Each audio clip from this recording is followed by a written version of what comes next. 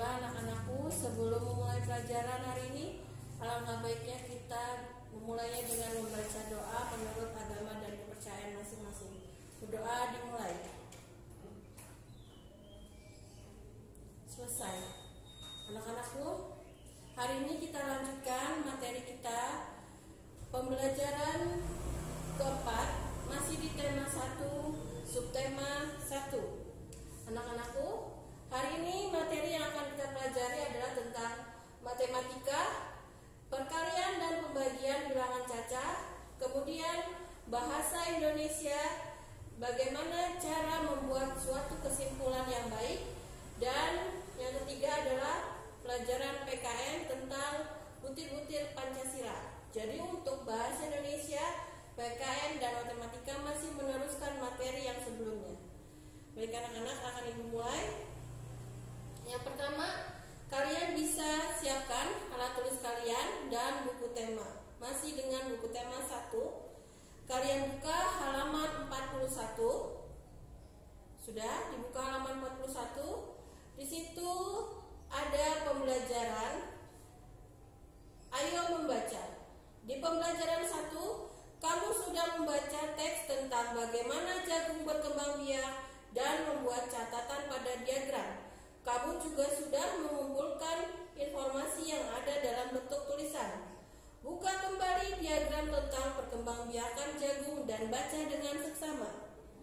Berikut adalah ide pokok dari paragraf 1 dan kesimpulannya. Nah, jadi anak-anak, tugas yang kemarin di pembelajaran ke-1, kalian adalah menuliskan ide pokok yang ada di teks perkembangbiakan jagung. Nah, anak-anak sudah menulis teksnya, ide pokoknya, dan kesimpulannya. Tetapi kemarin guru belum menjelaskan bagaimana cara membuat kesimpulan yang baik dan benar, maka akan Bu Guru beri catatan pada hari ini. Untuk pelajaran bahasa Indonesia, materi harian adalah mencatat tentang bagaimana cara membuat suatu kesimpulan yang baik.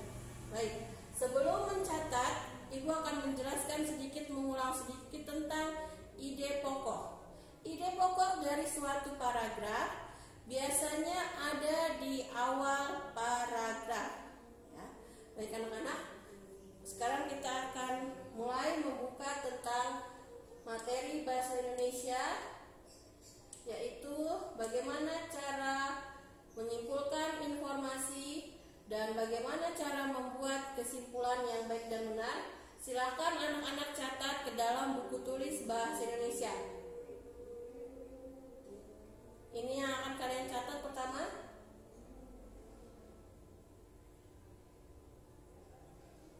Sudah? Nah, kemudian Ibu lanjutkan masih materi tentang bahasa Indonesia. Kesimpulan adalah sebuah pernyataan akhir yang merupakan inti dari sebuah pembicaraan.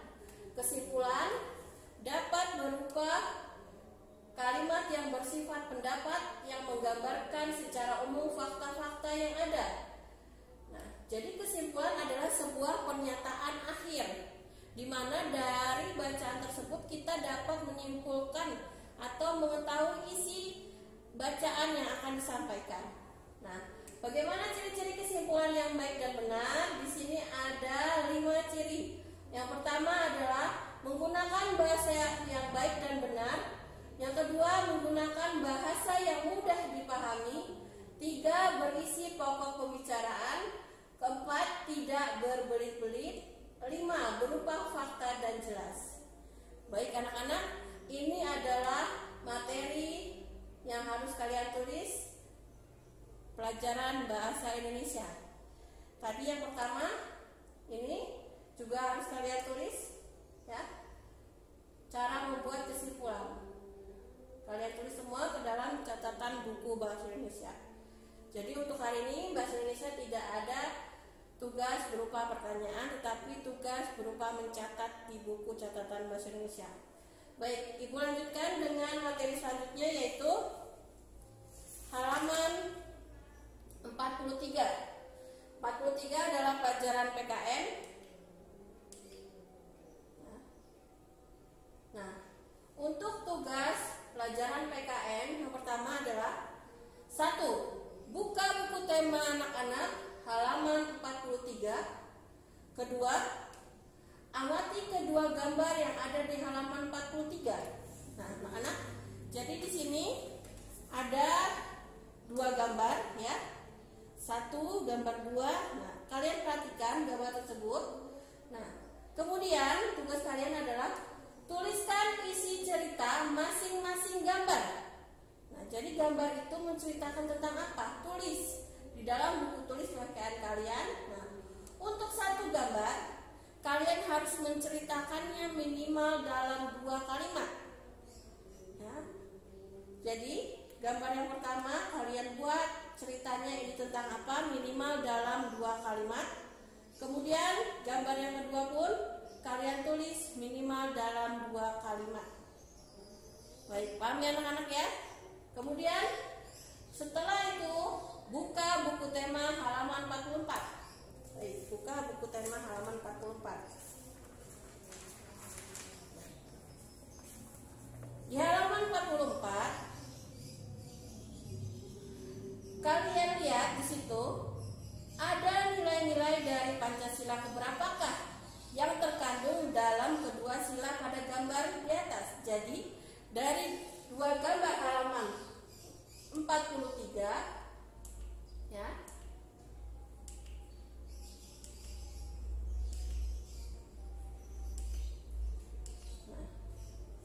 jadi dari 2 gambar yang tadi ada di halaman 43, kira-kira dari 5 sila yang ada yang kalian tahu, sila ke-1, 2, 3, 4, dan 5, kalian tentu sudah tahu bunyinya seperti apa. Nah, gambar 2 yang tadi itu masuk ke dalam sila keberapa? Apakah ke-1, ke-2, ke-3, ke-4, atau ke-5? Ya. Kemudian setelah kalian mengetahui itu masuk ke dalam sila keberapa, kenapa kalian menyebutkan kalau gambar tersebut masuk ke dalam sila yang kalian pilih? Tuliskan alasannya dengan penjelasan singkat minimal 2 kalimat ya. Nah, tuliskan penjelasan kalian dengan kalimat minimal 2 kalimat. Tulis jawabanmu dalam buku tulis PKN. Paham ya anak-anak ya? Jadi tugas untuk PKN adalah membuka buku halaman 43 ya. Kemudian kalian lihat kedua gambar tersebut, kalian ceritakan kedua gambar tersebut dalam beberapa kalimat, minimal 2 kalimat. Kemudian kalian lihat halaman 44. Nah, dari gambar halaman 43 itu termasuk sila keberapakah kedua gambar itu? Mengapa masuk ke dalam sila tersebut? Paham ya anak-anak ya? Nah, baik, Ibu lanjutkan materi yang terakhir untuk hari ini, yaitu matematika.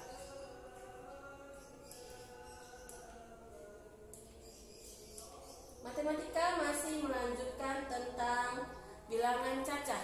Kalau pertemuan yang kemarin kita sudah belajar tentang penjumlahan dan pengurangan bilangan cacah, maka hari ini kita akan belajar tentang perkalian dan pembagian bilangan cacah. Untuk sifat yang pertama, operasi hitung perkalian dan pembagian bilangan cacah. Kalian perhatikan contohnya. Di sini ada contoh soal 250 dikali 50 dibagi 25. Penyelesaiannya yang pertama harus kalian kerjakan adalah kalikan dulu 250 dengan 50. Menjadi hasilnya 12.500. Setelah dikalikan hasilnya baru dibagi dengan 25, maka hasilnya 500. Nah, pada contoh di samping operasi perkalian kali muncul terlebih dahulu daripada operasi pembagian. Oleh karena itu, operasi hitung yang harus dikerjakan terlebih dahulu adalah perkalian. Jadi anak-anak, untuk perkalian dan pembagian sama seperti penjumlahan dan pengurangan,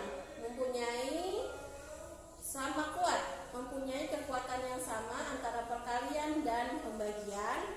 Maka yang dikerjakan adalah yang terlebih dahulu. Karena di sini yang awal adalah kali, berarti kalian harus mengkalikan dulu. Kalau yang di sini dahulu. Ya, paham ya anak-anak ya? Jadi untuk perkalian dan pembagian dia mempunyai kekuatan yang sama kuat. Nah, itu untuk contoh yang pertama. Ibu lanjutkan contoh yang kedua. Nah, untuk contoh yang kedua, di sini ada soal 75 dikali dalam kurung 250 dibagi 25. Bagaimana penyelesaiannya? 75 dikali dalam kurung 250 dibagi 25 sama dengan 75 dikali 70 sama dengan 750. Jadi anak-anak, pada soal tersebut yang harus dikerjakan adalah yang terdapat tanda kurung terlebih dahulu. Operasi hitung yang ada dalam tanda kurung harus dikerjakan lebih dahulu, ya. Jadi karena ini yang di dalam kurung adalah 250 dibagi 25, maka ini harus dibagi dulu anak-anak, ya. 250 dibagi 25 hasilnya adalah 10. Baru setelah itu dikali dengan 75, maka hasilnya 750, ya. Paham ya anak-anak ya? Kalau tadi contoh yang pertama adalah kerjakan yang terlebih dahulu di awal. Kalau untuk soal yang kedua, kalau ada tanda kurung harus mengerjakan yang ada di dalam tanda kurung dulu. Baik, nah ini adalah latihan soalnya. Kalian kerjakan di buku tulis matematika soal nomor 1 sampai dengan nomor 5. Catatan, tidak boleh menggunakan kalkulator, kalian hitung sendiri. Baik ya anak-anak, itu materi untuk pelajaran hari ini. Nah, Ibu rasa cukup sampai untuk hari ini. Ibu ucapkan sekian dan terima kasih. Selamat mengerjakan. Wabillahi taufiq wal hidayah. Wassalamualaikum warahmatullahi wabarakatuh. Selamat berjumpa pada pembelajaran berikutnya.